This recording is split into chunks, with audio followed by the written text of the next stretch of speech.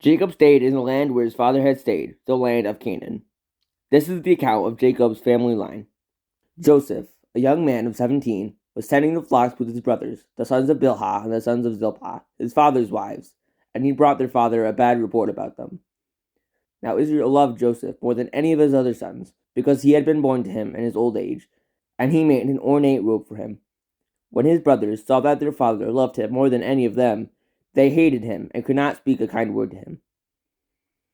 Joseph had a dream, and when he told it to his brothers, they hated him all the more. He said to them, "Listen to this dream I had. We were binding sheaves of grain out in the field, when suddenly my sheaf rose and stood upright, while your sheaves gathered around mine and bowed down to it." His brothers said to him, "Do you intend to reign over us? Will you actually rule us?" And they hated him all the more because of his dream and what he had said. Then he had another dream, and he told it to his brothers. "Listen," he said, "I had another dream, and this time the sun and moon and 11 stars were bowing down to me." When he told his father, as well as his brothers, his father rebuked him and said, "What is this dream you had? Will your mother and I and your brothers actually come down and bow to the ground before you?" His brothers were jealous of him, but his father kept the matter in mind.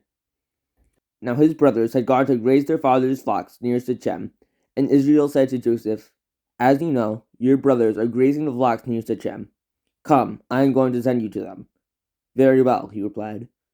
So he said to him, "Go and see if all is well with your brothers and with the flocks, and bring word back to me." Then he sent him off from the valley of Hebron. When Joseph arrived at Shechem, a man found him wandering around in the fields and asked him, "What are you looking for?" He replied, "I'm looking for my brothers. Can you tell me where they are grazing their flocks?" "They have moved on from here," the man answered. "I heard them say, 'Let's go to Dothan.'" So Joseph went after his brothers and found them near Dothan. But they saw him in the distance, and before he reached them, they plotted to kill him. "Here comes that dreamer," they said to each other.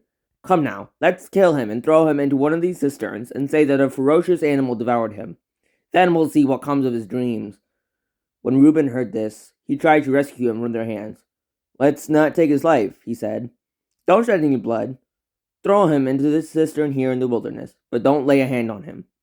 Reuben said this to rescue him from them and take him back to his father. So when Joseph came to his brothers, they stripped him of his robe, the ornate robe he was wearing, and they took him and threw him into the cistern. The cistern was empty, there was no water in it. As they sat down to eat their meal, they looked up and saw a caravan of Ishmaelites coming from Gilead. Their camels were loaded with spices, balm, and myrrh, and they were on their way to take them down to Egypt. Judah said to his brothers, "What will we gain if we kill our brother and cover up his blood? Come, let's sell him to the Ishmaelites and not lay our hands on him.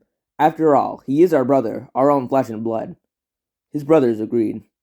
So when the Midianite merchants came by, his brothers pulled Joseph up out of the cistern and sold him for 20 shekels of silver to the Ishmaelites, who took him to Egypt. When Reuben returned to the cistern and saw that Joseph was not there, he tore his clothes. He went back to his brothers and said, "The boy isn't there. Where can I turn now?" Then they got Joseph's robe, slaughtered a goat, and dipped the robe in the blood.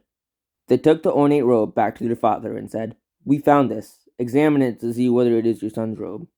He recognized it and said, "It is my son's robe. Some ferocious animal has devoured him. Joseph has surely been torn to pieces." Then Jacob tore his clothes, put on sackcloth, and mourned for his son many days. All his sons and daughters came to comfort him, but he refused to be comforted.